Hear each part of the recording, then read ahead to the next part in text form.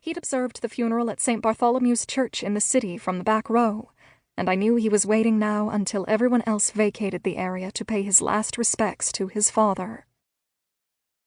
The very same father who had disinherited him only a few years earlier. I had wondered if he would even come today, and would not have thought him unjustified in staying home. Neily's mustache and beard twitched as he returned my glance, revealing the bitter tug of his lips. He gave me half a shrug before dropping his gaze to the ground. He'd come alone, his wife and young son having remained in Newport.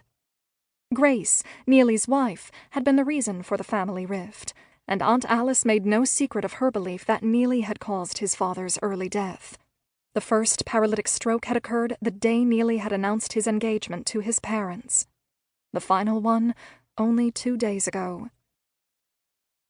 Like ashes scattering on a gust of wind, the black-clad assemblage broke apart to board the coaches for the short ride to the ferry, which would take us back to Manhattan.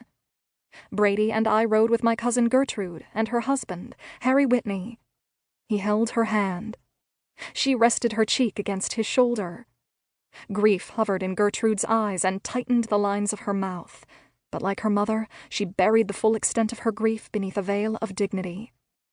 We spoke little. I planned to linger only briefly in the city to say my goodbyes. The train ride home to Rhode Island loomed ahead of me. It was sure to be a bleak journey. Yet, when we finally arrived at the Fifth Avenue mansion, Alfred, Cornelius's primary heir, took me aside in the central hall while the others filed into the drawing room. "You'll stay another night, won't you, Emmeline?"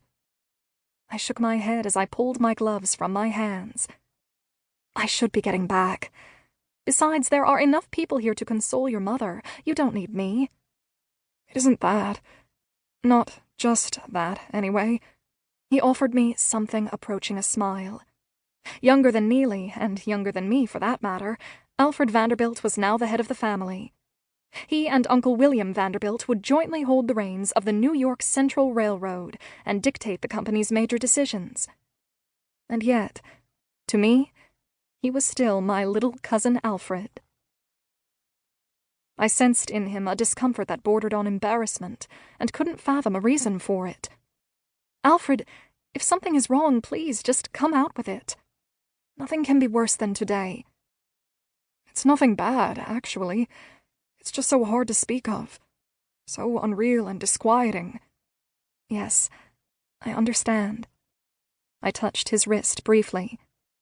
Alfred and I had never been as close as Neily and I, had never truly been confidants.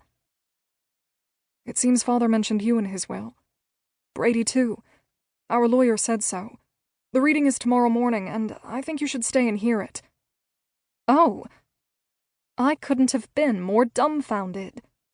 While it didn't surprise me that Uncle Cornelius might have left me a token gift, I wouldn't have thought it significant enough to warrant me staying to hear the reading.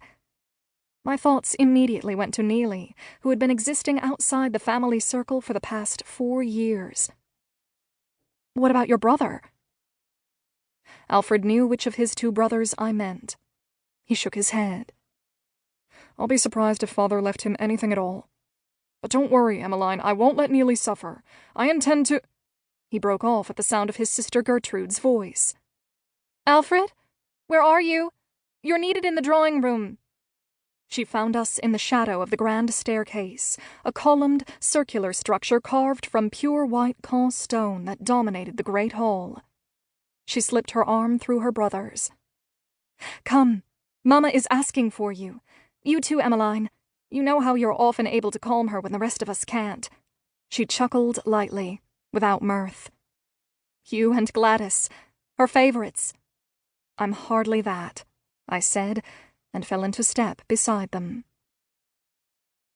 That next morning, the family and I gathered in the library, a large room so heavily gilded, carved, and filled with sumptuous textures that I'd always found it difficult to concentrate amid such distraction.